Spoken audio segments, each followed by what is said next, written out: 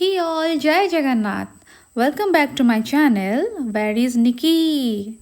आज मेरे साथ चलिए एक ब्यूटीफुल जर्नी पर खलीकोट टू दारिंगबाड़ी.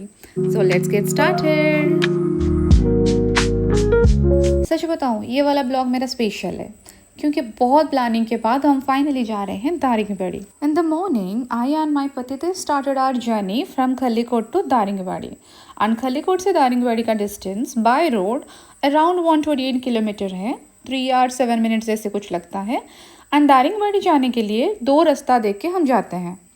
एक कलिंगा घाटी देखे, दूसरा गाजलवाड़ी घाटी देखे. कलिंगा घाटी उस टाइम बंद था, वो जो लैंडस्लाइड के वजह से. सो हम रोड स्मूथ थे, हवा ठंडी थी और म्यूजिक का वॉल्यूम बिल्कुल परफेक्ट. वही रोड ट्रिप वाला वाइब. सुबह के करीब 9 बजे हम घर से निकले थे बिना ब्रेकफास्ट किए. रास्ते में बहुत जोर से भूख लग रही थी. एक छोटा सा होटल मिला तो हम ब्रंच कर लिए.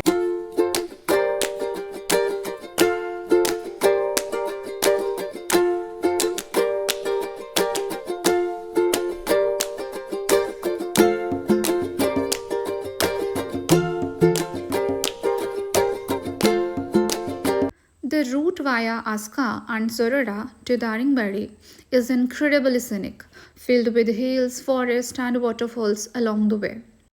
जैसे जैसे हम आगे बढ़ रहे थे, ग्रीनरी बढ़ती जा रही थी. छोटे छोटे गांव, जंगल और पहाड़ी रास्ते, सब कुछ इतना पीसफुल था.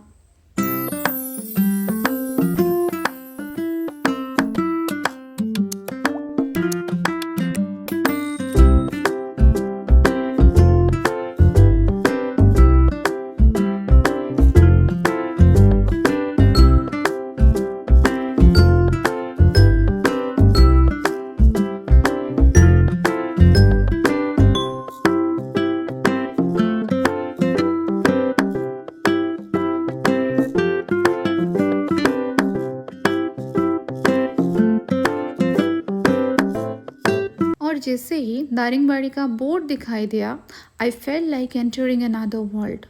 मिस्ट माउंटेन्स को कवर कर रही थी. ट्रीज हल्की सनलाइट में शाइन कर रहे थे और पूरा एटमॉस्फेयर एकदम फिल्मी. The kind that makes you forget everything else.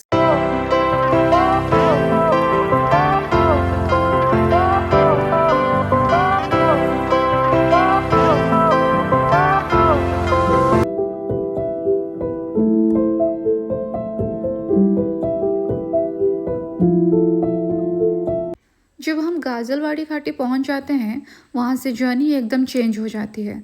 Road सीधे से कर्व होने लगते हैं, माउंटेन्स दिखने लगते हैं और एक स्ट्रॉन्ग हिल स्टेशन वाइब शुरू हो जाती है.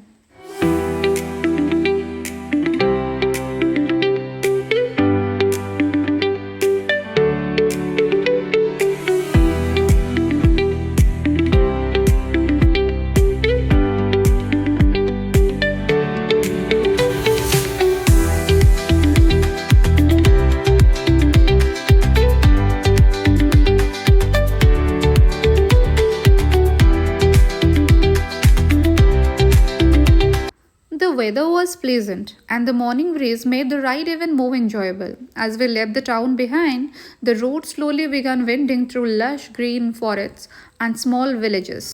So we stopped a few times to take photos of the mesmerizing landscapes and to enjoy the beauty of nature.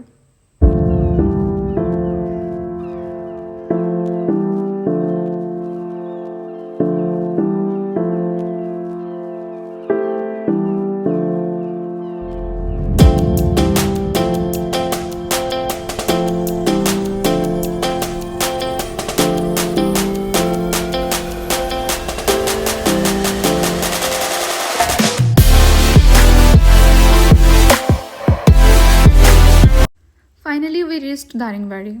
वहाँ पे डिसाइड नहीं हो पा रहा था कि हम होटल लेके रेस्ट करके घूमने जाएं या पहले घूम के आके रेस्ट करें. बहुत सारे होटल थे रोड साइड में, but we decided to explore.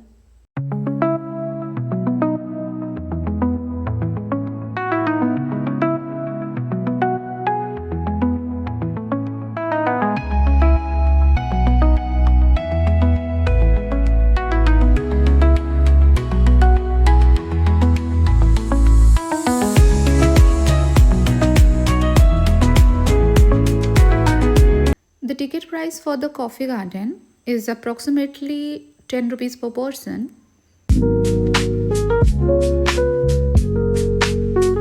जैसे ही आप अंदर एंट्री करते हैं, डेंस ग्रीन प्लांट्स आपकी नज़र चुरा लेते हैं एंड कॉफ़ी प्लांट्स की शाइनी लीव्स हल्की धूप में चमकते हुए ऐसे लगता है जैसे किसी फिल्म का स्लो मोशन सीन चल रहा है। ये जो आप देख रहे हो ये है coffee and these are black papers.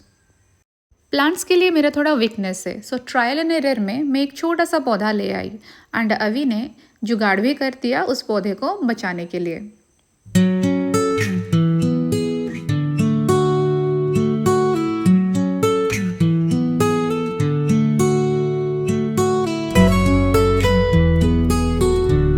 वहाँ से दासिंगबाड़ी होते हुए हम मिदुवांदा वाटरफॉल की तरफ निकले। If I tell you the truth, this was not just a journey. It felt like a slow transition from routine life into peace.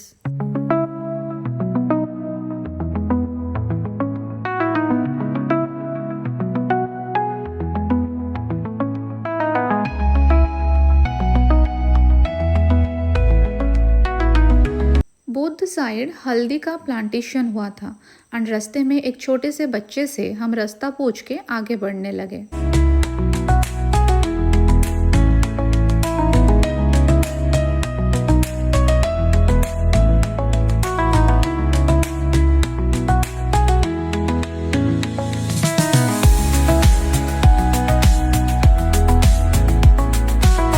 यहाँ से जर्नी एकदम चेंज हो जाती है। वो धूप से बारिश होना स्टार्ट हो जाता है।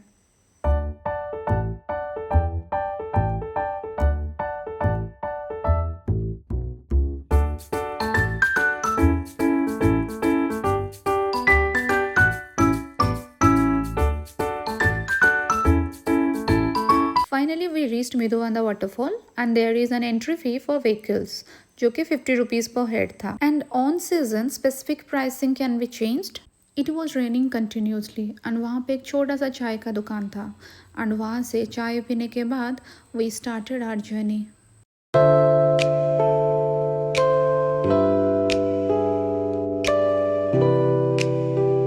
चाय पीते पीते वो दुकानदार भैया ने बोला, मानसून आते ही ये जगह का हर कोना जादुई लगने लगता है।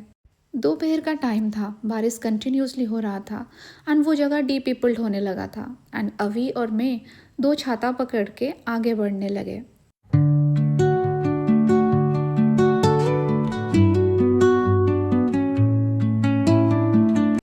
जैसे ही हम करीब जा रहे थे, हवा हेवी हो जा रही थी। पानी की आवाज़ पहले हल्की लग रही थी, लेकिन हर कदम के साथ वो आवाज़ थंडर की तरह बढ़ती जा रही थी। सच बताऊं, ये वाला फीलिंग ना मैं आप लोगों को वर्ड्स में डिस्क्राइब नहीं कर सकती हूँ। इट फील्स लाइक ये सिर्फ एक वाटरफॉल नहीं था, एक रोरिंग पावर हाउस बन गया है।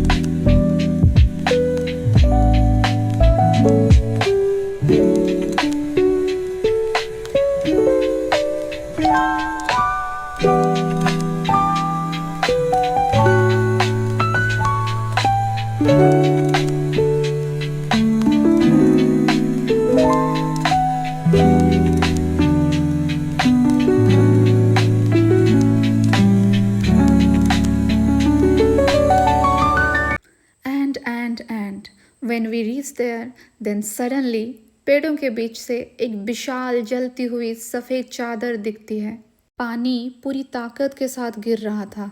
हम दोनों इतने मिसमराइज्ड हो गए कि छाता बंद करके खड़े होके देखने लग गए थे।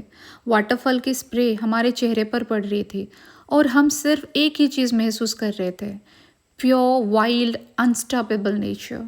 And as you can see, camera भी यहाँ हेल्पलेस ही हो जा रहा था, क्योंकि हर फ्रेम इतना ड्रामेटिक है कि लगता है जैसे किसी मूवी का मानसून क्लाइमैक्स शूट हो रहा हो। जाने का मन नहीं था, बट वी हैड टू।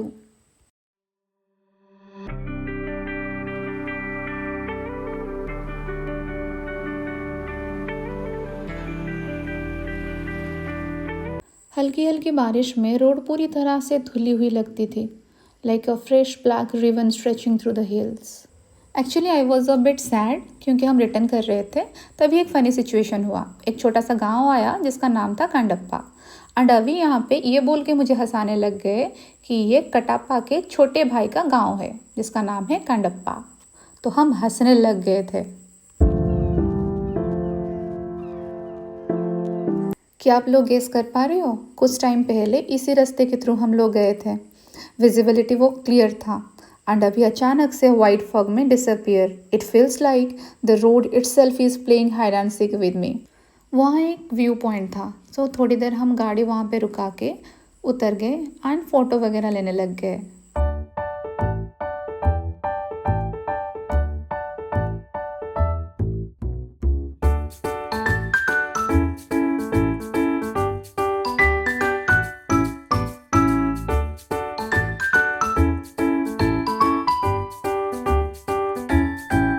फिर we decided to go emu garden and lovers point.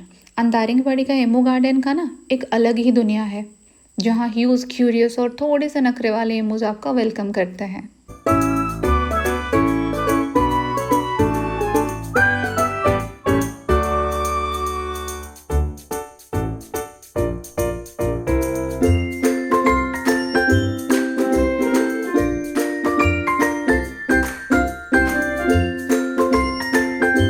वहाँ पे पहुँच के पता चला कि एमू गार्डन एक छोटा सा गार्डन है, जहाँ पे 5-6 एमू ऐसे रखे हुए हैं।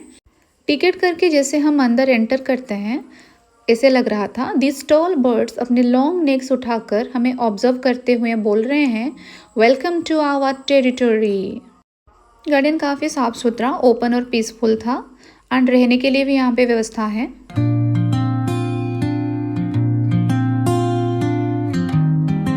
Now we headed towards lovers point. रास्ता बहुत ख़राब था, फिर भी हम आगे बढ़ने लग गए।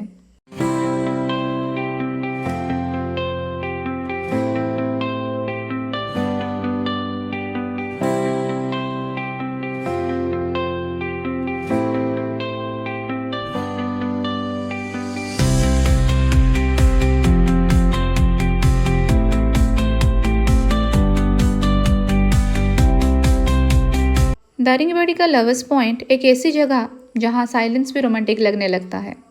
ऊपर पत्थर के ऊपर खड़े होके जब आप नीचे देखते हो तो ऐसे लगता है मानो पूरा लैंडस्केप सिर्फ आपके लिए पॉज हो गया हो। लाइट ब्रीज, दूर दूर तक फैली हिल्स, पानी और वो endless open view. It feels like nature ने खुद एक परफेक्ट डेट स्पॉट डिज़ाइन किया हो। दारिंगबाड़ी में इतना घूमने के बाद when the sun started to dip behind the hills, we decided to move towards Phulbani, because वहाँ के माँ बराल देवी मंदिर में एक मन्नत था, उसको पूरा करना था। And it was Dashera time, and as we drove we saw beautiful decorations.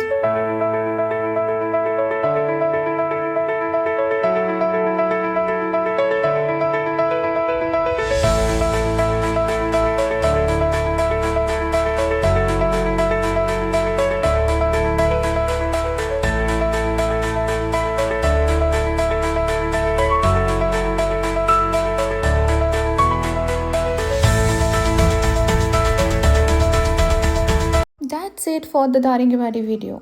Phulbani पहुँच के हम लोग क्या किए नेक्स्ट वीडियो में बताऊंगी। So see you in the next one. If you really did enjoy